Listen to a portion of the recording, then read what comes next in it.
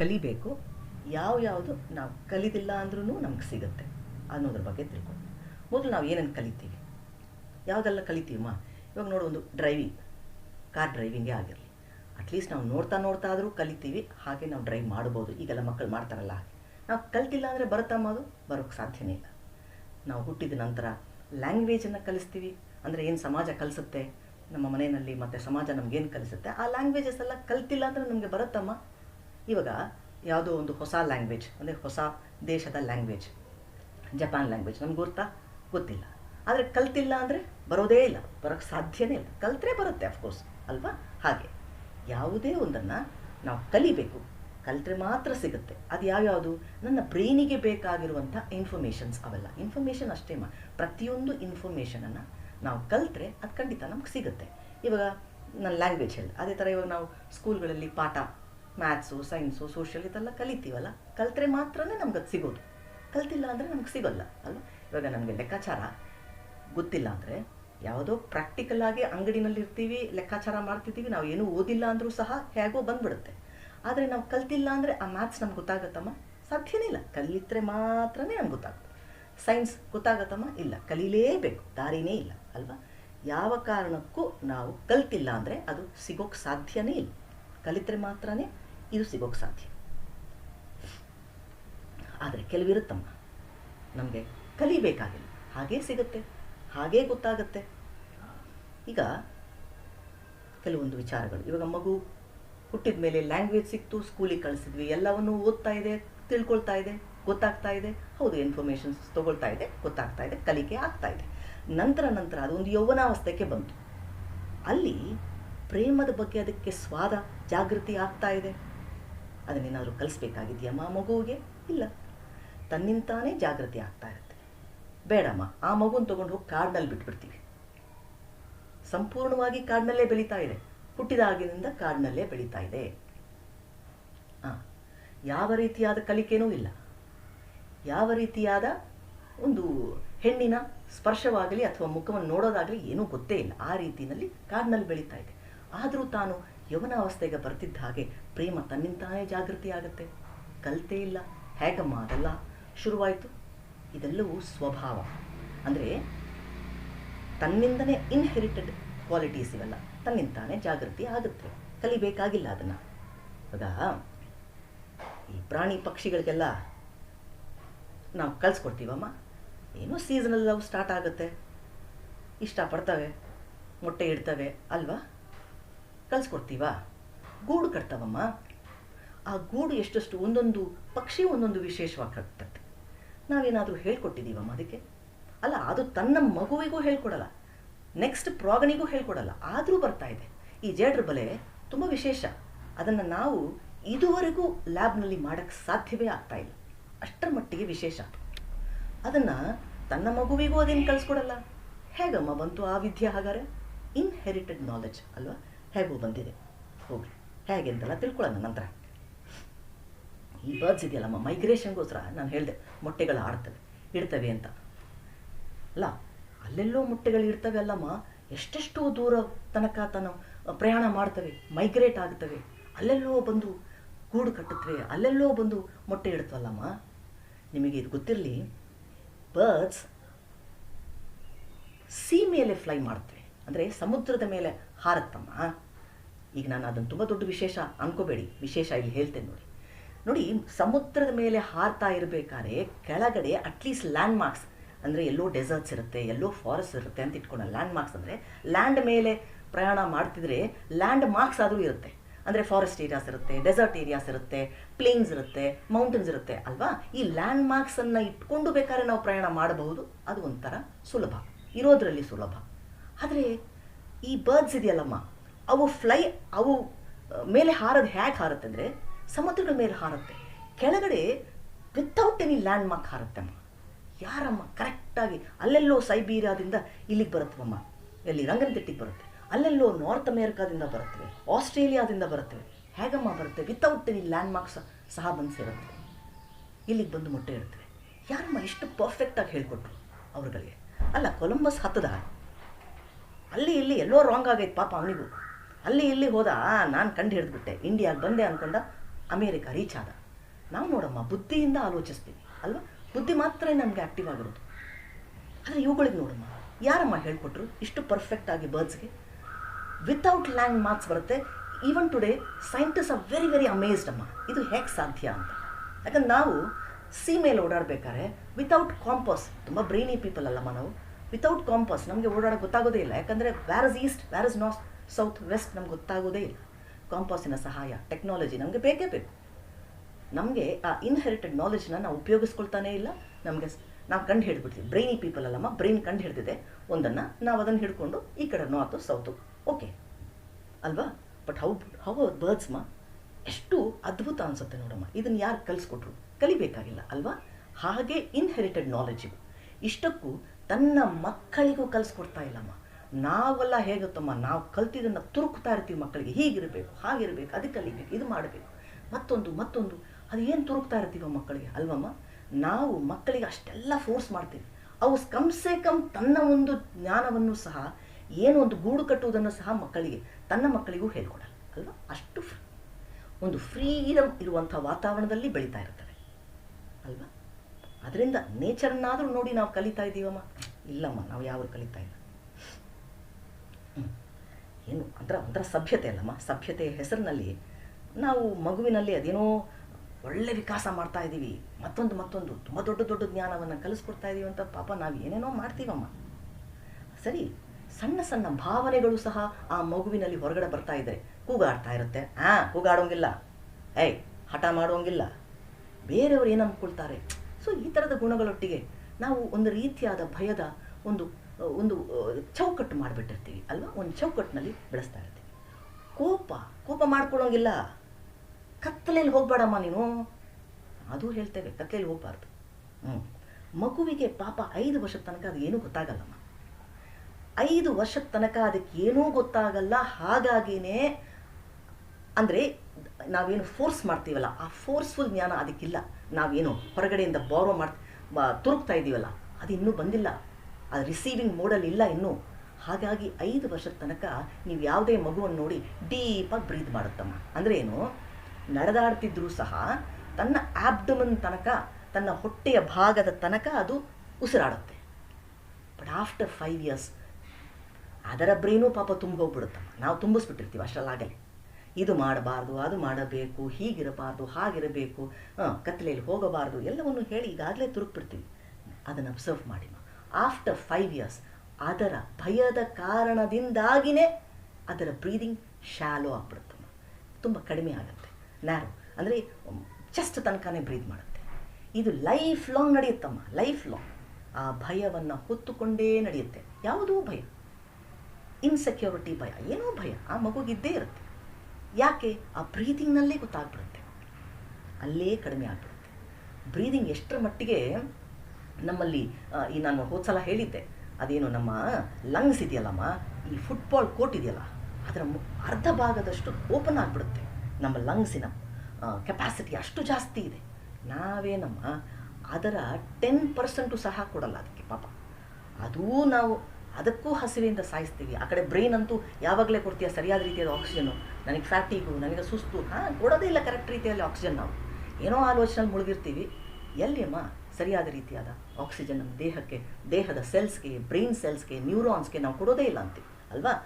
ಆ ರೀತಿಯಲ್ಲಿ ನಾವು ಬಾಳ್ತಾ ಇರ್ತೀವಿ. ಇನ್ನು ಅಷ್ಟು ಕಡಿಮೆ ಬ್ರೀದಿಂಗ್ ಇದ್ದರೆ ನೆಗೆಟಿವ್ ಥಾಟ್ಸ್ ಬರ್ತೇ ಇರೋಕ್ಕೆ ಸಾಧ್ಯಮ್ಮ? ಸಾಧ್ಯ, ಹೌದಮ್ಮ. ನೆಗೆಟಿವ್ ಥಾಟ್ಸೇ ಇರೋಕ್ಕೆ ಸಾಧ್ಯ, ಪಾಸಿಟಿವ್ ಥಾಟ್ಸ್ ಇರೋಕ್ಕೆ ಸಾಧ್ಯ ಇಲ್ಲ. ಇವಾಗ ನೋಡಿ, ಡೀಪ್ ಬ್ರೀದಿಂಗ್ ಮಾಡ್ತಾ ಇದ್ರೇ ಸಾಕು. ನಾನು ಹಿಂದೆ ಎಷ್ಟೋ ಸಲ ಹೇಳಿದ್ದೀನಿ, ಡೀಪ್ ಬ್ರೀದಿಂಗ್ ಮಾಡ್ತಾ ಇದ್ರೇ ಸಾಕು, ಪಾಸಿಟಿವ್ ಥಾಟ್ಸ್ ಸದಾ ಇರುತ್ತೆ. ಸಿಂಪಲ್, ಶಾಂತವಾಗಿರ್ತೀರಾ, ಪಾಸಿಟಿವ್ ಥಾಟ್ಸ್ ಬೇಡ ಅಂದರೂ ಬರ್ತಾ ಇರುತ್ತೆ ನಿಮಗೆ. ಶಾರ್ಟ್ ಬ್ರೀದಿಂಗ್ ಇದೆ ಅಂತ ಇಟ್ಕೊಳ್ಳಿ, ಬೇಡ ಅಂದ್ರೂ ನೆಗೆಟಿವ್ ಥಾಟ್ಸೇ, ಬೇಕು ಎಂದರೂ ಪಾಸಿಟಿವ್ ಕಡೆ ನಿಮ್ಮ ಕಡೆ ಅಟ್ರಾಕ್ಟ್ ಆಗಲ್ಲ. ಅಷ್ಟು ಕಷ್ಟ ಮಾಡಿ ಎಳ್ಕೊಂಡು ತುರುಕಿಸ್ಕೊಂಡ್ರೂ ಸಹ ಇಟ್ ಗೋಸ್ ಇನ್ಸೈಡ್ ಇನ್ ಸಂವಾಡಿನ ನೆಗೆಟಿವ್ ಏನೇ ಹೋಗುತ್ತೆ ಒಳಗಡೆ, ಅಲ್ಲೂ ಪಾಸಿಟಿವ್ ಏನಾಗಿ ಹೋಗಲ್ಲ. ಆ ರೀತಿಯಲ್ಲಿ ನಾವು ಹೇಳ್ಕೊಳ್ತಾ ಇರ್ತೀವಿ. ಅದಕ್ಕಾಗಿ ಪ್ರಾಣಾಯಾಮ ಪಾಪ ಯಾರೋ ಕಲಿಸ್ತಾರೆ, ಪ್ರಾಣಾಯಾಮ ಮಾಡಿ ಸ್ವಲ್ಪ ಹೊತ್ತಾದರೂ ಮಾಡಿ ಒಂದಷ್ಟು ಆರೋಗ್ಯನಾದರೂ ಕಾಪಾಡ್ಕೊಳ್ಳಿ ಅಂತ ಪಾಪ ಯಾರ್ಯಾರು ಹೇಳ್ಕೊಡ್ತಾರೆ. ನಾವು ಕಲಿಯಕ್ಕೆ ಹೋಗ್ತೀವಿ ಅಲ್ವಮ್ಮ. ಯಾಕಂದರೆ ತಪ್ಪು ಮಾಡಿಬಿಟ್ಟಿದ್ದೀವಲ್ಲಮ್ಮ ಅನೇಕ ವಿಧಾನಗಳಲ್ಲಿ. ಆಯಿತಾ, ಒಂದು ಸ್ವಲ್ಪ ಇರಿಮ್ಮ, ನೀರು ಕುಡಿದ್ಬಿಡ್ತೀನಿ, ನನಗೆ ಬೇಗ ಡ್ರೈ ಆಗುತ್ತೆ.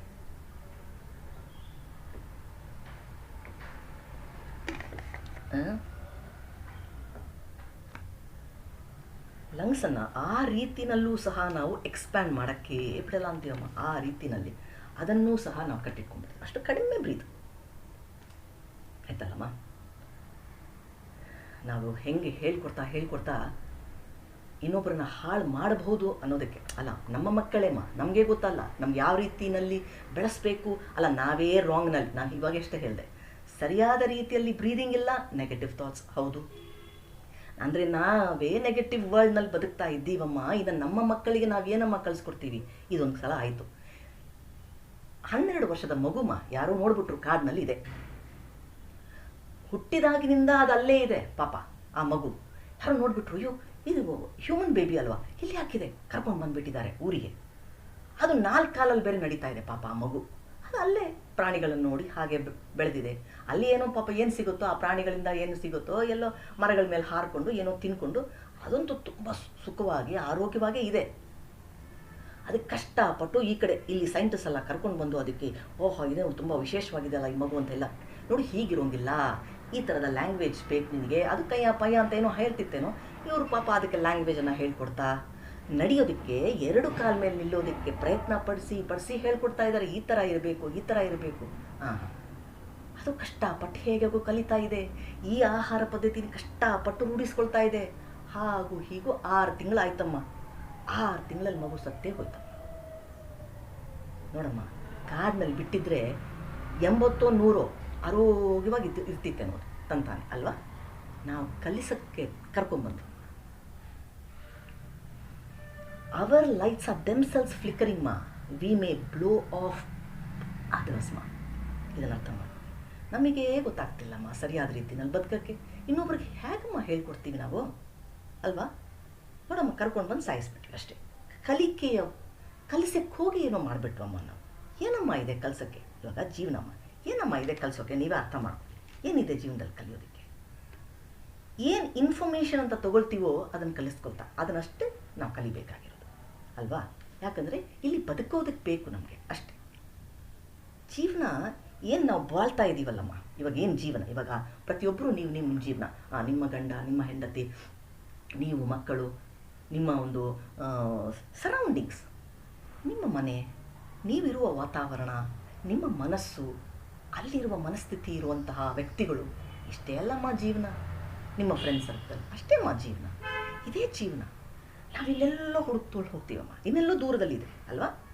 ಜೀವನ ಇಸ್ ಆಲ್ರೆಡಿ ಟೋಟಲ್ ಮಾ. ಜೀವನ ಇಸ್ ಆಲ್ರೆಡಿ ಟೋಟಲ್. ನಾವು ಎಲ್ಲೋ ಮಿಸ್ ಮಾಡ್ಕೊಂಡು ಬಿಟ್ಟಿದ್ದೀವಿ ಅಂತ ಇನ್ನೆಲ್ಲೋ ಹುಡ್ಕೋಕೆ ಹೋಗ್ತಾ ಇದ್ದೀವಿ. ಅದು ಸಿಗ್ತಾ ಇಲ್ಲಮ್ಮ ನಮ್ಮ ಕೈಗೆ ಅಲ್ಲ. ಮೀನಿಗೆ ಇನ್ನೆಂಥದ್ದಮ್ಮ ಈಜನ್ನು ಕಲಿಸೋದು ನಾವು ಅಲ್ವಾ. ಮೀನಿಗೆ ಈಜು ಕಲಿಸೋಕ್ಕಾಗತ್ತಾ? ಈಗಾಗಲೇ ಅದು ನೀರಿನಲ್ಲೇ ಇದೆ, ಕಲಿಸೋದೇನಿದೆ? ಹಾಗೇಮ್ಮ ಜೀವನ, ನಾವು ಈಗಾಗಲೇ ಜೀವನದಲ್ಲೇ ಇದ್ದೀವಿ. ನಾವೆಲ್ಲೋ ಹೋಗ್ತೀವಮ್ಮ, ಏನಾಗುತ್ತೆ ಅಲ್ಲೇರೋ ಹೇಳ್ತಾರೆ, ರಾಮ ಸೀತೆ ಕಥೆಗಳು, ಅದ್ಭುತ, ರಾಮಲೀಲೆ ಕಥೆಗಳು ಅದ್ಭುತ. ಹೌದು, ಬೇರೆಯವ್ರ ಜೀವನ ತುಂಬ ಅದ್ಭುತ. ಅದು ನಿಮ್ಮದೇಮ್ಮ ಜೀವನ ಹೇಳ್ತಾ ಇದ್ದಾರೆ. ಇಲ್ಲಿನ ಜೀವನನೇ ನಡೀತಾ ಇರೋದು ಅಲ್ಲ. ರಾವಣ ಅಂದರೆ ನಿಮ್ಮಲ್ಲಿರುವ ವಯಸ್ಸಸ್ಸೇ ಡೈರೆಕ್ಟಾಗಿ ಯಾರಾದರೂ ಹೇಳಿಬಿಟ್ರೆ ಎಷ್ಟು ನೋಡೋಣ, ಅಷ್ಟು ವಯಸ್ಸಸ್ ನಿನ್ನ ಹತ್ರನೇ ಇದೆ, ಅದು ಹೇಗೆ ಸಾಧ್ಯ? ನಾನು ಎಷ್ಟು ಪವಿತ್ರವಾಗಿ, ಪರಿಶುದ್ಧವಾಗಿ, ಎಷ್ಟು ಒಳ್ಳೆಯ ವ್ಯಕ್ತಿ, ಅದೇನು ನಿಂಗೆಲ್ಲ ಹೇಳ್ತೀಯ ಅಂತ ಹೇಳ್ತಾರೆ ಅಲ್ವಾ. ಇಲ್ಲ, ಯಾರದ್ದೋ ಅಂದಾಗ ಚೆನ್ನಾಗಿರುತ್ತಮ್ಮ ಕೇಳೋಕ್ಕೆ, ನಾವು ಹೋಗಿ ಕೇಳ್ತೀವಿ. ಬೇರೆಯವ್ರ ಜೀವನ ಅಲ್ವಾ ಅದು, ಚೆನ್ನಾಗಿರುತ್ತೆ. ನಾವು ಮಹಾಭಾರತಕ್ಕೆ ಎಷ್ಟು ಚೆನ್ನಾಗಿದೆ, ಕೌರವರು ಪಾಂಡವರು ಯುದ್ಧ, ಕೃಷ್ಣ ಬಂದಿದ್ದು, ಗೀತೆ, ಹೌದೌದು ತುಂಬ ಚೆನ್ನಾಗಿರುತ್ತೆ. ಬೇರೆಯವ್ರದ್ದು ಅದು ನಿನ್ನದೇ ಲೈಫ್, ನನ್ನದೇ ಲೈಫ್ ಅಲ್ವಮ್ಮ. ನಮ್ಮದೇ ಲೈಫ್ ಅನ್ನೋದಕ್ಕೆ ಜೀವನ ಇದೇನೇ. ಎಲ್ಲಾದರೂ ಹೋಗಿ ಕಲಿಬೇಕಾಗಿದೆಯಮ್ಮ. ಮನುಷ್ಯ ಒಬ್ಬನೇಮ್ಮ ಸ್ಪಿರಿಚುಯಾಲಿಟಿಯನ್ನೂ ಸಹ ಕಲಿಸಬೇಕಾದ ಒಂದು ಪರಿಸ್ಥಿತಿ ಇವತ್ತು ಜಗತ್ತಿನಲ್ಲಿ ನಿರ್ಮಾಣ ಆಗ್ತಾ ಇದೆ. ಮನುಷ್ಯ ಒಬ್ಬನಿಗೆ ಕಲಿಸ್ಬೇಕಾಗಿದೆ. ಯಾಕಮ್ಮ ನಾವು ಆ ಪರಿಸ್ಥಿತಿಗೆ ಬಂದುಬಿಟ್ವಿ? ಇದನ್ನು ಕಲಿಸ್ಬೇಕಾಗೇ ಇಲ್ಲ. ಅಲ್ಲಿ ನಮ್ಮೊಳಗಡೆಯಿಂದನೇ ಉದ್ಭವ ಆಗುವಂತಹ ಜೀವನಮ್ಮ ಇದೆಲ್ಲ ಅಲ್ವಾ. ಜೀವನ ಇಲ್ಲೇ ಇದೆ, ಈ ಕ್ಷಣದಲ್ಲೇ ಇದೆ. ನಾವೇ ಅದಾಗ್ಬಿಟ್ಟಿದ್ದೀವಿ. ಜೀವನ ನಾವೇನೇ ಅಲ್ವಾ. ಇವಾಗ ರಾವಣ ಸೀತೆನ ಅಪಹರಿಸ್ಕೊಂಡು ಹೋಗ್ಬಿಟ್ಟ, ಏನಪ್ಪ ಎಂದಷ್ಟು ಕೆಟ್ಟ ಕೆಲಸ ಎಲ್ಲ ಮಾಡಿಬಿಟ್ಟ. ಅವನು ನೋಡಿ ಹೇಳ್ತೆ, ಅದಷ್ಟು ಕೆಟ್ಟವನಪ್ಪ ರಾವಣ. ನಾವು ಅಪಹರಿಸಿಲ್ವೇನಮ್ಮ? ಪ್ರತಿಯೊಂದನ್ನು ನಾವು ಅಪಹರಿಸಿದ್ದೇವಮ್ಮ. ಯೋಚನೆ ಮಾಡಿ ನೋಡಿಮ್ಮ. ಎವ್ರಿಥಿಂಗ್ ವಿ ಹ್ಯಾವ್ ಬಾರೋಡ್ ಮಾ. ನಮ್ದು ಯಾವುದೂ ಅಲ್ಲ, ಕಮ್ ಸೆ ಕಮ್ ಈ ದೇಹನೂ ನಮ್ದಲ್ಲ, ಮನಸ್ಸು ಈ ಸೊಸೈಟಿ ನಮ್ಗೆ ಕೊಟ್ಟಿದೆ. ಈ ಕಲಿಕೆಗಳು ಆ ಯೂನಿವರ್ಸಿಟೀಸು, ಆ ಸ್ಕೂಲ್ಸು ಮತ್ತು ಸೊಸೈಟಿಗಳು ಅವತ್ತು ವಸ್ತಾನು ಬಂಗಾರು ಒಂದು ಚುಂಡು ಕ್ಲಾಸ್ ನಡೆಸ್ತಾ ఉంది కదా ತಟ್ಟೋದಟ್ಲ ವಸ್ತಾನು. ಹಾಂ, ಈ ಜೀವನ ಇಲ್ಲೇಮ್ಮ ಅಲ್ವಾ?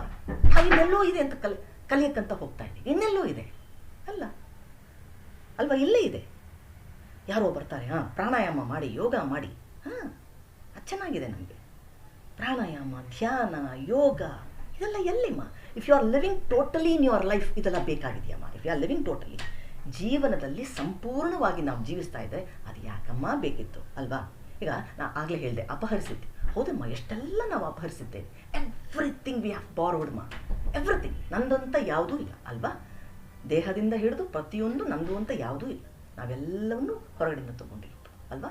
ವಿ ಹ್ಯಾವ್ ಬಾರೋಡ್. ಅದನ್ನೇ ನಾನು ಹಿಂದೆನೂ ಸಹ ನಾವು ಗಣಪತಿಯ ಜ್ಞಾನ ಅಂದರೆ ಮೂಲಾಧಾರದ ಬಗ್ಗೆ ಎಲ್ಲ ಮಾತಾಡ್ತಿರ್ಬೇಕಾದ್ರೆ ಗಣಪತಿ ತಲೆ ಹೇಗೆ ಬಂತು, ತಲೆ ಯಾಕೆ ಮಾತ್ರ ಸಪ್ರೇಟ್ ಆಯಿತು ಅಂದರೆ ಎಲಿಫೆಂಟಿನ ತಲೆ ಬಂತು, ಬಾರೋಡ್ಮ, because it is borrowed. We have ಆ ತಲೆ ಬಂದು ಯಾಕೆ ಕೂರಿಸಿದೆ ಅಂದರೆ all knowledge we have borrowed ಅಂತ ಅಲ್ವಾ?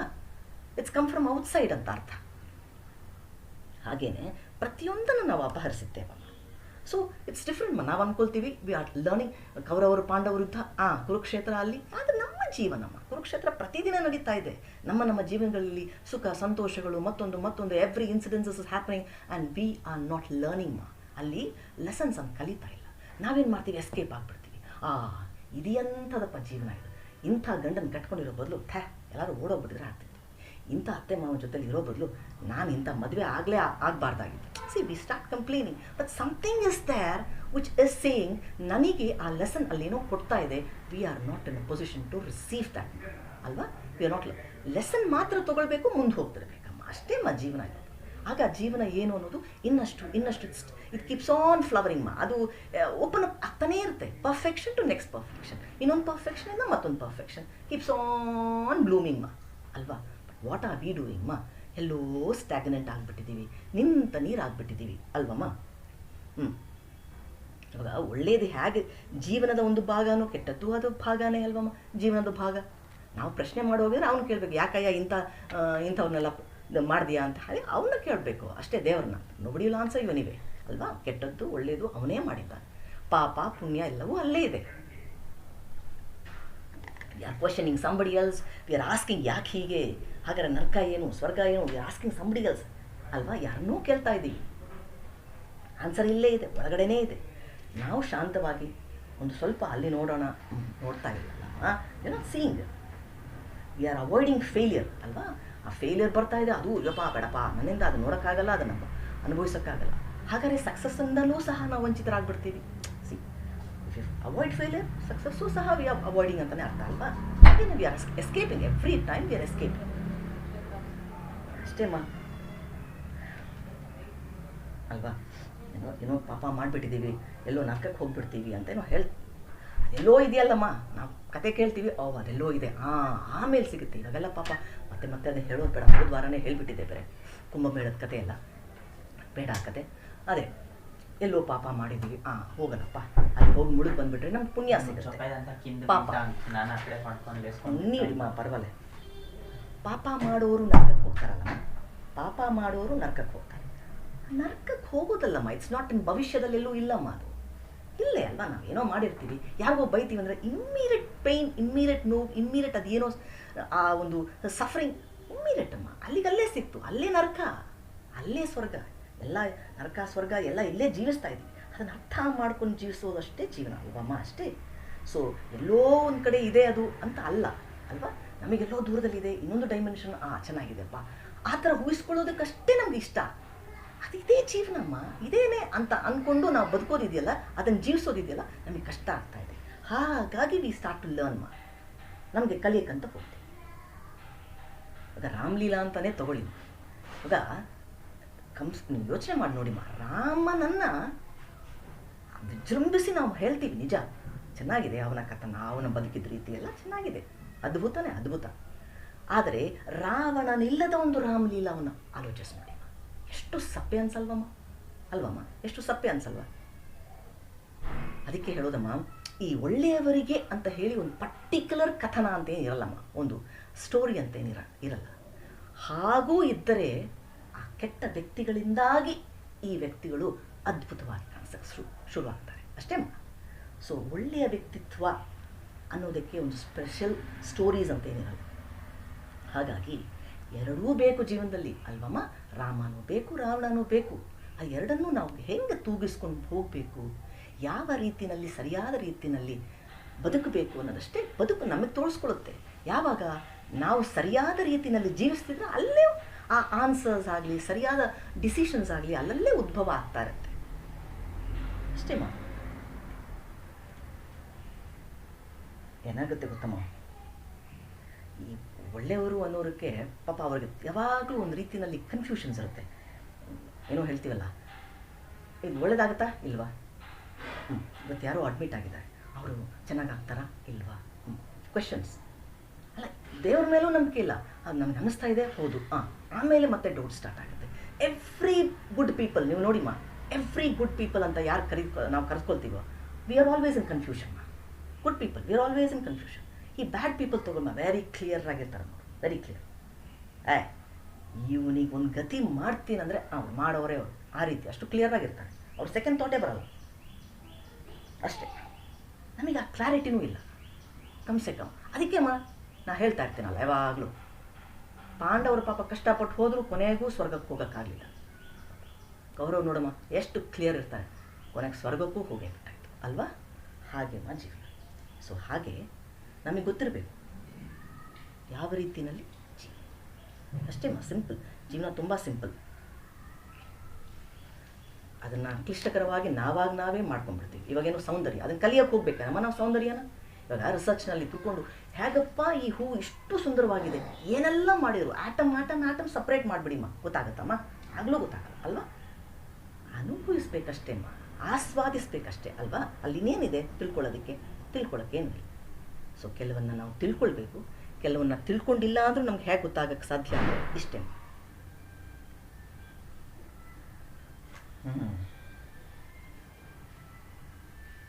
ಮತ್ತೆ ನಾನು ಏನು ಹೇಳ್ತಾ ಇದ್ದೀನೋ, ಇವಾಗ ಅಕಸ್ಮಾತ್ ಇವಾಗ ನಮಗೆಲ್ಲ ತಿಳ್ಕೊಂಡ್ಬಿಟ್ಟಾಗಿದೆ ಅಂದರೆ ನನ್ನಲ್ಲಿ ನೆಗೆಟಿವ್ಸ್ ಇದೆ, ಸರಿ ಈಗಾಗಲೇ ಗೊತ್ತಾಗಿದೆ ಅಂದರೆ ಏನು, ಹೌದು ನನ್ನಲ್ಲಿ ಭಯ ಆಗಿದೆ, ಹೌದು ನನಗೊಂಥರ ಇನ್ಸೆಕ್ಯೂರಿಟಿ ಇದೆ, ಹೌದು ನನಗೆ ಕೋಪ ಬರುತ್ತೆ, ಆಲ್ ದೀಸ್ ಆರ್ ನೆಗೆಟಿವ್ಸ್ ಅಂತಲೇ. ಯಾವುದೇ ಆಗಲಿ ಎವ್ರಿಥಿಂಗ್ ಇಸ್ ನೆಗೆಟಿವ್ ಆ ಕಾರಣಕ್ಕೆ. ಈಗ ನಮ್ಮ ದೇಹದಲ್ಲಿ ಎಷ್ಟೋ trillions and trillions of cells ಆಗಿಬಿಟ್ಟಿದೆ, ಇದೆ ಅಲ್ಲಮ್ಮ. ನಮ್ಮ ದೇಹದಲ್ಲಿ ಎಷ್ಟೋ trillions and trillions of cells ಇದೆ. ಆ ಸೆಲ್ಸ್ಗೆಲ್ಲ ಈಗಾಗಲೇ ನಾವು ಒಂದು ಪ್ರೋಗ್ರಾಮಿಂಗ್ ಕೊಟ್ಬಿಟ್ಟಿದ್ದೀವಿ. ನಾವು ಎಷ್ಟು ಪ್ರಯತ್ನ ಪಟ್ಟು ಹ್ಯಾಬಿಟ್, ಹಾಗೆಲ್ಲ ಆಲೋಚನೆ ಮಾಡೋಂಗಿಲ್ಲ, ಹಿಂಗೆ ಕೋಪ ಎಲ್ಲ ಮಾಡ್ಕೊಳ್ಳೋಂಗಿಲ್ಲ, ಹಿಂಗೆ ಇರಬೇಕು ಅಂದರೆ ಅದು ಕೇಳೋದೇ ಇಲ್ಲ. ಪ್ರೋಗ್ರಾಮ್ಡ್ ಆಗೋಗ್ಬಿಟ್ಟಿದೆ ಈಗಾಗಲೇ, ಆಯಿತಾ. ಅದು ಪ್ರೋಗ್ರಾಮ್ ಆಗೋದೇ ಇಲ್ಲ. ಕಷ್ಟ ತುಂಬ. ಹ್ಯಾಬಿಟನ್ನು ಚೇಂಜ್ ಮಾಡೋದು ಭಯಂಕರ ಕಷ್ಟ. ಹತ್ತತ್ರ ಇಂಪಾಸಿಬಲ್ ಅನ್ನೋಷ್ಟು ಕಷ್ಟ ಅದು. ಹೌದು ಕಷ್ಟನೇ. ಆದರೆ ಒಂದು ಹೋಪ್ ಕೊಡ್ತೀನಿ ನೋಡಮ್ಮ, ನಮ್ಮ ಹತ್ರ ಹೌದು 40 ಟ್ರಿಲಿಯನ್ ಸೆಲ್ಸ್ಗಿಂತ ಜಾಸ್ತಿ ಸೆಲ್ಸ್ ಇದೆ ನಮ್ಮ ದೇಹದಲ್ಲಿ, ಹೌದು. ಆದರೆ ಎವ್ರಿ ಸೆಕೆಂಡ್ ಹೊಸ ಸೆಲ್ಸ್, ಮಿಲಿಯನ್ಸ್ ಆಫ್ ಸೆಲ್ಸ್ ಹುಟ್ಕೊಳ್ತಾನೂ ಇವೆ, ಸಾಯ್ತಾನೂ ಇವೆ, ಹೌದಲ್ಲಮ್ಮ. ಹಾಗಾದರೆ ನೀವು ಈ ಹೊಸ ಸೆಲ್ಸ್ಗೆ ಟ್ರೈನ್ ಅಪ್ ಕೊಡ್ತಿರ್ತೀರ, ಹಾಗಾದ್ರೆ ಅರ್ಥ ಆಗ್ತಿದ್ದಿಲ್ಲಮ್ಮ. ಹೊಸ ಸೆಲ್ಸ್ಗೆ ನಾವು ಟ್ರೈನ್ ಅಪ್ ಕೊಡ್ತಾ ಇರ್ತೀವಿ. ಅದು ಹೇಗೆ ಕೊಡ್ಬೋದು? ಮೈಂಡಿಗೆ ಡೈರೆಕ್ಟಾಗಿ ಹೇಳೋಂಗಿಲ್ಲ ಅಂತ ನಾನು ಎಷ್ಟೋ ಸಲ ಹೇಳಿದ್ದಂದರೆ, ಡೈರೆಕ್ಟಾಗಿ ನೋಡಮ್ಮ ನೀನು ಕೋಪ ಎಲ್ಲ ಮಾಡ್ಕೊಳ್ಬಾರ್ದು ಅಂದರೆ ಮಾಡ್ಕೊಳ್ಳೋದೇ, ಈ ಥರ ಎಲ್ಲ ಆಲೋಚನೆ ಮಾಡೋಂಗಿಲ್ಲ ಅಂದರೆ ಅದು ಹಾಗೆ ಕೆಟ್ಟದ ಆಲೋಚನೆ ಮಾಡೋದೇ, ಅದು ಕೇಳೋದೇ ಇಲ್ಲ ಅಲ್ವಾ. ಮತ್ತು ಇನ್ನೊಂದು ದಾರಿ ಏನಿದೆ, ಬ್ರೀದಿಂಗ್. ನಾನು ಹೇಳ್ತಾನೆ, ಬ್ರೀದಿಂಗ್ ಮಾಡಬೇಕಾದ್ರೆ ತೊಗೊಳ್ಬೇಕಾದ್ರೆ ಅಟ್ಲೀಸ್ಟ್ ಒಂದು 10 ನಿಮಿಷ ಪ್ರಾಕ್ಟೀಸ್ ಮಾಡಿ. ನೀವು ಒಳಗಡೆ ತೊಗೊಳ್ತೀರಾ, ಪಾಸಿಟಿವ್ ಏನೇನು ಪಾಸಿಟಿವ್ ಆಲೋಚನೆಗಳಿದೆಯೋ ಅದನ್ನೆಲ್ಲ ಒಳ್ಳೆಯಿಟ್ಕೊಳ್ಳಿ. ಐ ಆಮ್ ಸೋ ಹೆಲ್ದಿ, ತುಂಬ ಕಾಮಾಗಿದ್ದೀನಿ, ಒಳ್ಳೇದು ಏನೇನು ಒಳ್ಳೇದು ಅನಿಸುತ್ತೆ, ನಾನು ಆರೋಗ್ಯವಾಗಿದ್ದೀನಿ ಇದಂತೆಲ್ಲ ನೀವು ಬ್ರೀದ್ ಮಾಡಿ. ಅದು ಒಳಗಡೆ ಹೇಳ್ಕೊಳ್ಬೇಕಾದ್ರೆ ನೀವು ಬ್ರೀದ್ ಮಾಡ್ಕೊಳ್ತಾ ಹೇಳ್ಕೊಳ್ಳಿ. ಅದನ್ನೆಲ್ಲ ಬಿಡ್ತೀರಲ್ಲ, ಆವಾಗ ನಿಮ್ಮ ನೆಗೆಟಿವ್ಸ್ ಎಲ್ಲ, ನಿಮ್ಮ ಬಾಡಿ ಮೈಂಡಲ್ಲಿರೋ ನೆಗೆಟಿವ್ಸ್ ಎಲ್ಲ ಹೋಗ್ತಿದೆ ಅಂತ ಅಂದ್ಕೊಳ್ಳಿ. ಆ ಥರ ಒಂದು 10 ನಿಮಿಷ ಪ್ರತಿದಿನ ಮಾಡಿ. ಅದು ಖಂಡಿತ ಹೋಗುತ್ತೆ. ಪ್ಲಸ್ ನಿಮ್ಮ ಹೊಸ ಮಿಲಿಯನ್ಸ್ ಆಫ್ ಸೆಲ್ಸ್ ಹುಟ್ಕೊಳ್ತಾ ಇದೆಯಲ್ಲ, ಅವಕ್ಕೆ ಈ ಪ್ರೋಗ್ರಾಮಿಂಗ್ ಹೋಗಿ ಸೆಟ್ ಆಗ್ತದೆ. ಆಗ ಬದಲಾವಣೆ ಸ್ಟಾರ್ಟ್ ಆಗುತ್ತೆ. ಅಂದರೆ ಎವ್ರಿ 7 ಇಯರ್ಸ್ ಹೊಸ ಬಾಡಿನಲ್ಲಿರ್ತೀವಿ. ಅಂದರೆ ಪ್ರತಿಯೊಂದು ಸೆಲ್ಲು ಸಹ ಸತ್ತೋಗ್ಬಿಟ್ಟು ಹೊಸ ಸೆಲ್ಸ್ ಆಗಿರುತ್ತೆ. ಅಂದರೆ ಹೊಸ ಡಿಫ್ರೆಂಟ್ ಬಾಡಿನಲ್ಲಿರ್ತೀವಿ ಎವ್ರಿ 7 ಇಯರ್ಸ್. ನಿಮ್ಗೆ ಗೊತ್ತಿರಬೇಕು, ಇದು ಸೈನ್ಸ್ ಹೇಳುತ್ತೆ ಅಲ್ವಾ. ಸೊ ನಾನು ಹಿಂದೆನೂ ಹೇಳಿದ್ದೆ, ತುಂಬ ಹಿಂದೆ, ನಾನು 2 ವರ್ಷದ ಹಿಂದೆ ಕ್ಲಾಸ್ ಮಾಡಿದಾಗ ನಾವು ಹೇಳ್ತಾ ಇದ್ವಿ, every 7 years there is a different change, ಅಂದರೆ ಒಂದು ಟ್ರಾನ್ಸ್ಫಾರ್ಮೇಷನ್ ಆಗ್ತಾ ಇರುತ್ತಮ್ಮ. ಆದರೆ we have to be ready for the transformation. ಅಂದರೆ ನಾವು ಕಲಿತಾ ಇದ್ದರೆ, ಜೀವಿಸ್ತಿದ್ರೆ ಮಾತ್ರನೇ ಇದು ಸಾಧ್ಯ. ಸೊ ಎವ್ರಿ 7 years ಹೇಗೋ ಹೊಸ ಬಾಡಿ ಅಂದರೆ ಏನಮ್ಮ, ದಟ್ ಇಸ್ ಕಾಣಿಸ್ತಾ ಇದೆ. ಮೈಂಡ್ ಅಂದರೆ ಏನಮ್ಮ, ಕಣ್ಣಿಗೆ ಕಾಣಿಸ್ತಿಲ್ಲ, ಅಷ್ಟೇ ಡಿಫ್ರೆನ್ಸ್ ಆಯ್ತಲ್ಲ. ಹಾಗಿದ್ದಾಗ ಟ್ರಾನ್ಸ್ಫಾರ್ಮೇಷನ್ ಆಗುತ್ತೆ 1 ರಿಂದ 7 ವರ್ಷ. 7ನೇ ವರ್ಷದಿಂದ ಮತ್ತೊಂದು ಚೇಂಜಸ್ ಆಗುತ್ತಮ್ಮ ಅಲ್ವಾ, 14ನೇ ವರ್ಷದ ತನಕ ಅಲ್ವಾ. ಆಮೇಲೆ 21ನೇ ವರ್ಷಕ್ಕೆ ಮತ್ತೊಂದು ಚೇಂಜಸ್ ಆಗುತ್ತೆ. ಎವ್ರಿ 7 years ಒಂದು ಚೇಂಜ್ ಆಗ್ತಾ ಇದೆಮ್ಮ ದೇಹದಲ್ಲಿ. Are we ready to reason? ನಾವೇನಾಗ್ತೀವಿ ಗೊತ್ತಮ್ಮ, after 19 or 20 we are not ready to grow at all. ತೊಗೊಳಕ್ಕೆ ಹೊಸ ವಿಷಯಗಳನ್ನು ತೊಗೊಳ್ಳಲ್ಲ, ಹೊಸ ಐಡಿಯಾಸನ್ನು ಅಬ್ಸಾರ್ಬ್ ಮಾಡ್ಕೊಳ್ಳೋದಿಲ್ಲ ಅಂತೀವಿ, ಎಲ್ಲೋ ಸ್ಟ್ಯಾಗ್ನೆಂಟ್ ಆಗಿಬಿಟ್ಟಿದ್ದೀವಮ್ಮ. ಈ ಥರ ಹೊಸ ವಿಚಾರಗಳನ್ನು ತೊಗೊಳ್ತಾ ಮಾತ್ರನೇ transformation. I told you, for one perfection we keep on blooming into another perfection. ಇಲ್ಲ ಅಂದರೆ ಏನಾಗುತ್ತೆ, ಸ್ಟ್ಯಾಗ್ನೇಷನ್ ಆಗಿಬಿಟ್ರೆ ಏನಾಗ್ಬಿಡುತ್ತೆ ಗೊತ್ತಮ್ಮ. ನಾ ಹೇಳಿದೆ, ನಾ ಹಿಂದೆ ಅದನ್ನು ಮಾಡ್ತಾ ಇರಬೇಕಾದ್ರೆ ಮೂಲಾಧಾರ, ಸ್ವಾಧಿಷ್ಠಾನ, ಮಣಿಪೂರಕ ತನಕನೇ ನಮ್ಮ ಎಕ್ಸಿಸ್ಟೆನ್ಸ್. ಅಂದರೆ ಈ 3 dimensional ತನಕನೇ ನಮ್ಮ ಎಕ್ಸಿಸ್ಟೆನ್ಸ್ ಇದೆ. ನಾವು ಹೀಗೆ ಇದ್ರೆ ದಿಸ್ ಇಸ್ ಸ್ಟ್ಯಾಗ್ನೆಂಟ್ ಮಾ, this is call animal existence ಅಲ್ವಾ. ಇನ್ನೊಂದು ಸಲ ಹುಟ್ಟಿದ್ರು somewhere we may be born as a human being or also plant ಆಗೋ ಅಥವಾ ಪ್ರಾಣಿ ಆಗೋ ಅಲ್ವಮ್ಮ. ವಿತಿನ್ ದೀಸ್ 3 ಎಕ್ಸಿಸ್ಟೆನ್ಸ್ನಲ್ಲಿ ನಾವು ಮೈಗ್ರೇಟ್ ಆಗ್ತಾನೇ ಇದ್ದೀವಿ ಅಷ್ಟೇಮ್ಮ. ಆದರೆ ವಿ ಆರ್ ನಾಟ್ ಗ್ರೋಯಿಂಗ್ ಮಾ. ಆ ಗ್ರೋತ್ ಇಲ್ಲ ಅಂದರೆ ಬೈ ಫೋರ್ಸ್ಫುಲ್ ಏನೂ ಮಾಡೋಕ್ಕಾಗಲ್ಲಮ್ಮ. ಡಾರ್ಕ್ನೆಸ್ ಏನು ಗೊತ್ತಮ್ಮ, ಇಲ್ಲ ಅಂದರೆ ಅದು ಅಲ್ಲೇ ಇದೆ, ಡಾರ್ಕ್ನೆಸ್ ಇರುತ್ತೆ. ಹಂಗಾರೆ ಪಾಸಿಟಿವ್ ಬೆಳಕನ್ನು ಏನು ಮಾಡಬೇಕಮ್ಮ, ಹೇಳೋದು ತರಲೇಬೇಕಮ್ಮ. ಅದು ತಂದರೆ ಮಾತ್ರನೇ ಇರೋಕ್ಕೆ ಸಾಧ್ಯ. ಅಂದರೆ ಒಳ್ಳೆಯದನ್ನು ಕಷ್ಟಪಟ್ಟು ಕಲಿಬೇಕು, ಅಂದರೆ ಹೇಳ್ಕೊಂಬರ್ಬೇಕು. ಅದು ಇಲ್ಲ ಅಂದರೆ ಅದು ಬರಲ್ಲ. ಅರ್ಥ ಆಗ್ತಿದ್ದಿಲ್ಲ? ಏನೂ ಇಲ್ಲ ಅಂದರೆ ಅಲ್ಲಿ ಕತ್ಲೆ ಇದೆ. ಕತ್ಲೆಗೇನು ಅದಕ್ಕೇನೋ ಒಂದು ಸಪ್ರೇಟ್ ಎಕ್ಸಿಸ್ಟೆನ್ಸ್ ಬೇಕಾಗಿಲ್ಲ, ಏನೂ ಇಲ್ಲ, ಕತ್ಲೆ ಅಷ್ಟೇ. ಬಟ್ ಬೆಳಕನ್ನು ತರಲೇಬೇಕು ನಾವು. ಹಾಗಾದರೆ ಒಳ್ಳೆಯದನ್ನು ನಾವು ತರಲೇಬೇಕು ಬೈ ಫೋರ್ಸ್ಫುಲಿ. ಕೆಲವು ನೀವು ಪ್ರಾಣಾಯಾಮಗಳನ್ನು ಈ ಥರ ಅಫರ್ಮೇಷನ್ಸ್ ಕೊಡ್ತಾ, ಬ್ರೀದಿಂಗ್ ಮಾಡ್ತಾ, ನಿಮ್ಮ ಒಂದು ಹ್ಯಾಬಿಟ್ಸನ್ನು ನಿಧಾನ ಚೇಂಜ್ ಮಾಡ್ತಾ ಎಷ್ಟೋ ಮಟ್ಟಿಗೆ ಬೆಳವಣಿಗೆ ಅಂದರೆ ಎವಾಲ್ವ್ಮೆಂಟ್ ಅಂತ ಆಗ್ತಾ ಇರ್ಮಸ್. Only then you can grow spiritually ಅಷ್ಟೇ. ನಾವೇನೋ ಇಂಪಾರ್ಟೆನ್ಸ್ ಕೊಟ್ಟಿರೋದು ಈ ಕಲಿಕೆಗಷ್ಟೇ ಅಲ್ವಮ್ಮ. ಈ ಬ್ರೈನ್ ಏನು ಕಲಿತಾ ಇದೆ ಅಂದರೆ ಈ ಬುದ್ಧಿಗಷ್ಟೇ ನಾವು ತುಂಬ ಇಂಪಾರ್ಟೆನ್ಸ್ ಕೊಟ್ಬಿಟ್ಟಿದ್ದೇವೆ. ಹೃದಯಕ್ಕೆ ನಾವು ಇಂಪಾರ್ಟೆನ್ಸ್ ಕೊಡ್ತಾನೇ ಇಲ್ಲ ಅಲ್ವಮ್ಮ. ಹೃದಯಕ್ಕೆ ಇಂಪಾರ್ಟೆನ್ಸ್ ಕೊಡ್ತಾ ಇಲ್ಲ. ಮತ್ತು ನಾನು ಹಿಂದೆ ಒಂದು ಹೇಳಿದೆ ಆ ಕ್ಲಾಸ್ನಲ್ಲಿ, ಏನದು ನಾಭಿ ಬಗ್ಗೆ ನಾನು ಮಾತಾಡಿದ್ದೆ. ನಾಭಿಗೆ ನಾವು ಎಲ್ಲಮ್ಮ ಇಂಪಾರ್ಟೆನ್ಸ್ ಕೊಡ್ತಾ ಇದ್ದೀವಿ ಅಲ್ವಾ. ನಾಭಿಯ ಬಗ್ಗೆ ನಾನು ಮತ್ತೊಂದು ಸಲ ಹೇಳ್ಬಿಡ್ತೀನಿ, ಇಲ್ಲೂ ಅದು ಇಂಪಾರ್ಟೆಂಟ್ ಆಗುತ್ತೆ, ಅದೊಂದು ಮಾತಾಡ್ಬೇಕು ನಾನು. ನಾಭಿ ಬಗ್ಗೆ ನಾನೇನೋ ಹೇಳ್ತಾ ಇದ್ದೆ ಹೋದ ಸಲನೇ. ನೋಡಮ್ಮ, ನಾಭಿನೇ ನಮ್ಮ ಬಾಡಿಯ ಸೆಂಟರ್ ಅನ್ನೋದನ್ನು ನಾನು ಹಿಂದೆ ಹೇಳಿದ್ದೆ. It is a centre of the universe, ನಿಮ್ಮ ನಾಭಿ. ಯಾಕಂದರೆ ತಾಯಿಯ ಗರ್ಭದಲ್ಲಿ ನೀವು ತಲೆ ವಿಕಸಿತ ಆಗಿದೆಯಮ್ಮ, ನಿಮ್ಮ ಬ್ರೈನ್ ವಿಕಸಿತ ಆಗ್ತಿದೆಯಾ? ಇಲ್ಲಮ್ಮ, ಅದೇನು ವಿಕಾಸ ಆಗಲ್ಲ. ಯಾಕಂದರೆ ನೀವು ಹುಟ್ಟಿದ ನಂತರ ನೀವು ಲ್ಯಾಂಗ್ವೇಜಸ್ಸು ಮತ್ತೊಂದು ಕಲಿತಾ ನಿಮ್ಮ ನ್ಯೂರಾನ್ಸಲ್ಲಿ ವಿಕಾಸ ಆಗ್ತಾ ಹೋಗುತ್ತೆ. ಸೊ ಅದು ಹುಟ್ಟಿದ ನಂತರ ಆಗುವಂಥ ಒಂದು ಪ್ರಕ್ರಿಯೆ ಅಲ್ವಾ. ತಾಯಿಯ ಹೊಟ್ಟೆಯಲ್ಲಿ ಏನೂ ಆಗ್ತಾ ಇಲ್ಲ. So that is not your centre. ಆದರೆ ಬುದ್ಧಿಯನ್ನೇ ನಾವು ಕೇಂದ್ರವನ್ನಾಗಿ ಮಾಡಿಬಿಟ್ಟಿದ್ದೀವಿ. ರಾಂಗ್ ಅಲ್ವಮ್ಮ? ಏನಿದೆ ಐ ಟೆಲ್ ಯು. ಆದರೆ ಸರಿ, ಹೃದಯ ಏನಾದರೂ ನಮ್ಮ ಒಂದು ಸೆಂಟರಮ್ಮ, ನಮ್ಮ ಜೀವನದ ಒಂದು ಸೆಂಟರಮ್ಮ? ಸಾಧ್ಯನೇ ಇಲ್ಲ. ಈ ಎಮೋಷನ್ಸ್ ಎಲ್ಲ ಏನಿದೆ ಅಲ್ಲೂ ಸಹ ತಾಯಿಯ ಹೊಟ್ಟೆನಲ್ಲಿದ್ದಾಗ ತಾಯಿ ಯಾವ ರೀತಿಯಲ್ಲಿ ಸಫರ್ ಆಗ್ತಾಳೆ, ಖುಷಿ ಆಗ್ತಾಳೆ, ಆನಂದ ಪಡ್ತಾಳೆ, ಇದೆಲ್ಲ ಆ ತಾಯಿ ಆದರೆ ಈ ಮಗುಗಾಗ್ತಾ ಇದೆ. ಸೊ ತಾಯಿ ಅದಕ್ಕೂ ಮುಂಚೆ ಅಂದರೆ ತಾಯಿಯ ಗರ್ಭದಲ್ಲೂ ಸಹ ಅದು ವಿಕಾಸನ ಆಗಿಲ್ಲಮ್ಮ ಮಗುವಿಗೆ. ಅದು ಸಹ ತಾನು ಹುಟ್ಟಿದ ನಂತರನೇ ಹೊರಗಿನ ವಾತಾವರಣಕ್ಕೆ ತಾನು ಎಕ್ಸ್ಪೋಸ್ ಆದಾಗ ಭಯ, ಕೋಪ, ಮತ್ತೊಂದು ಎಲ್ಲ ವಿಕಾಸ ನಂತರ ಆಯಿತು ಅದಕ್ಕೆ ಅಲ್ವಾ. ಸೊ ಅದು it's not the centre. So ನಮ್ಮ ದೇಹದ ಸೆಂಟರ್ ಯಾವುದಮ್ಮ? ಹಾಗಾದರೆ ನಾಭಿನೇ ಅಲ್ವಾ. ಈ ನಾಭಿ ಒಂದು ನಾನು ಹೋದ ವಾರನೇ ನಾನು ಎಕ್ಸಾಂಪಲ್ ಕೊಟ್ಟಿದ್ದೆ ನಿಮಗೆ. ಅಂದರೆ 2 ಬೌಲಲ್ಲಿ ನೀರು ಇಟ್ಕೊಳ್ತೀರಮ್ಮ. 2 ಬೌಲಲ್ಲಿ ನೀರು ಇದೆ ಅಂತ ಇಟ್ಕೊಳ್ಳಿ, ಆಯಿತಾ. ಒಂದರಲ್ಲಿ ಒಂದು ಐರನ್ ರಾಡ್, ಉದ್ದಕ್ಕಿರೋ ಒಂದು ಐರನ್ ರಾಡ್ ಹಾಕ್ತೀರ. ಇನ್ನೊಂದು ಬೌಲನ್ನಲ್ಲಿ ಒಂದು ಐರನ್ ರಾಡ್ ಹಾಕಲ್ಲ, ಆಯಿತಾ. ಒಂದು ಕೋಲ್ ಥರ ಅದು ಮಧ್ಯದಲ್ಲಿ ಹಾಕಿಟ್ಬಿಡ್ತೀರ. ಇದರಲ್ಲಿ ಒಂದು ಫಿಶ್, ಈ ಬೌಲಲ್ಲಿರೋ ನೀರಿನಲ್ಲಿ ಒಂದು ಫಿಶ್ ಹಾಕ್ತೀರಾ, ಈ ಬೌಲ್ನಲ್ಲಿರೋ ಒಂದು ನೀರಿನಲ್ಲಿ ಫಿಶ್ ಹಾಕ್ತೀರ, ಮೀನನ್ನು ಹಾಕ್ತೀರ. ಈಗ ಈ ಸೆಂಟರ್ ಇದೆಯಲ್ಲಮ್ಮ, ಈ ಸೆಂಟರ್ ಅಂದರೆ ಏನು, ಆ ಕೋಲ್ ಇದೆಯಲ್ಲಮ್ಮ, ಅದರ ಸುತ್ತಾ ಇರುತ್ತೆ. ಆ ಕಡೆ ಈ ಕಡೆ ಹೋಗೋದು ಮತ್ತು ಆ ಸೆಂಟರ್ಗೆ ಬರೋದು ಯಾವುದೋ ಆ ಮೀನು. ಆ ಸೆಂಟರ್ ಇದ್ದಿದ್ದ ತಕ್ಷಣ ಅದರಲ್ಲೊಂದು ಗ್ರೋತ್ ಆಗುತ್ತಮ್ಮ. ಅದು ಬೇಗ ಬೆಳೆಯುತ್ತೆ, ಅದು ಒಂಥರ ಪ್ರಫುಲ್ಲವಾಗಿರುತ್ತೆ. ಅದರಲ್ಲಿ ಏನೋ ಒಂದು ವಿಕಾಸ ಇದೆ, ತುಂಬ ಚೆನ್ನಾಗಿ ಬೆಳೀತಾ ಇದೆ. ಆದರೆ ಈ ಕಡೆ ಸೆಂಟರ್ ಇಲ್ವಲ್ಲಮ್ಮ, ಅಂದರೆ ಕೋಲ್ ಇಲ್ಲ ನೋಡಿ ಮಧ್ಯದಲ್ಲಿ. ಆ ಮೀನು ಆ ಕಡೆ ಈ ಕಡೆ ಆ ಕಡೆ ಎಲ್ಲೆಲ್ಲೋ ಹೊರಳಾಡ್ತಾ ಇರುತ್ತೆ. ಎಸೆಂಟ್ರಿಕ್ ಗೊತ್ತು ಗುರಿ ಇಲ್ಲದ ಜೀವನ ಅದಾಗುತ್ತೆ.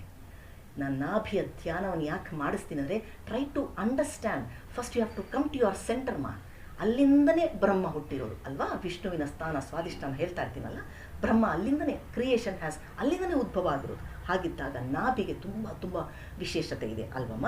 ಹಾಗಾದರೆ try to first understand your centre ಅಲ್ವಾ. ಇಲ್ಲಾಂದರೆ ನಾವು ಸಹ ಗೊತ್ತು ಗುರಿ ಇಲ್ಲದೆ ಅಂದರೆ ಎಸೆಂಟ್ರಿಕ್ ಲೈಫ್ಲೆಸ್ ಥರ ಆಗೋಗ್ಬಿಡ್ತೀವಿ. Without centre we become lifeless. First ನಿಮ್ಮ ಸೆಂಟರ್ಗೆ ನೀವು ಗಮನ ಕೊಡಿಮ್ಮ. ಸಿಂಪಲ್ ಗಮನನೇ ಸಾಕಮ್ಮ. ಆ ಸೆಂಟರನ್ನು again you start to be reborn ಅಮ್ಮ, ವಿತ್ ಫುಲ್ ಆಫ್ ಲೈಫ್. ತುಂಬ ಉತ್ತಮ ಅಮ್ಮ, ಆಯಿತಾ. ಅದೊಂದು ಹೇಳಬೇಕಾಗಿತ್ತು. ಯಾಕಂದರೆ ಲಾಸ್ಟ್ ವೀಕು ನೀವು ಧ್ಯಾನ ಮಾಡಬೇಕಾದ್ರೆ ಅದನ್ನು ಸ್ವಲ್ಪ ಹೇಳ್ತಾ ಇದ್ದೆ. ಪಾಪ ನಿಮ್ಮ ತಲೆಗಳಲ್ಲಿ ಎಷ್ಟು ಹೋಗಿರುತ್ತೋ ಏನೋ ಗೊತ್ತಿಲ್ಲ ಅದು ಮನಸ್ಸಿಗೆ. ಹಾಗಾಗಿ ಮತ್ತೆ ಅದನ್ನು ರಿಪೀಟ್ ಮಾಡಿದೆ ನಾನು. ಮತ್ತು ಏನಾದರೂ ಪ್ರಶ್ನೆ ಇತ್ತಮ್ಮ ಇದರಲ್ಲಿ? ಸುಮಾರು ಮಾತಾಡಿಬಿಟ್ಟೆ ಅನಿಸುತ್ತೆ. ಏನಾದರೂ ಪ್ರಶ್ನೆ ಇದ್ದರೆ ಕೇಳಿಮ್ಮ.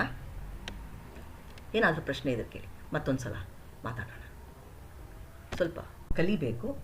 ಯಾವುದು ನಾವು ಕಲಿತಿಲ್ಲ ಅಂದ್ರೂ ನಮ್ಗೆ ಸಿಗುತ್ತೆ ಅನ್ನೋದ್ರ ಬಗ್ಗೆ ತಿಳ್ಕೊಂಡು ಮೊದಲು ನಾವು ಏನೇನು ಕಲಿತೀವಿ, ಯಾವುದೆಲ್ಲ ಕಲಿತೀವಮ್ಮ. ಇವಾಗ ನೋಡು, ಒಂದು ಕಾರ್ ಡ್ರೈವಿಂಗ್